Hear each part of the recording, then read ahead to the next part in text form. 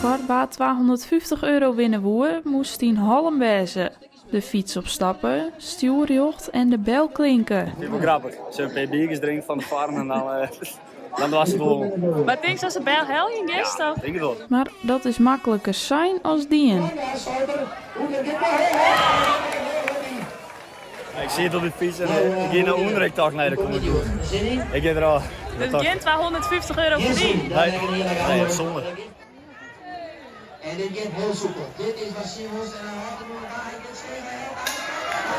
Met zo'n 34 oormeldingen wie Hollenbeck Kleer voor Fietsen Marien. Na het succes van 2 jaar besloot de activiteitencommissie het nog een keer te organiseren.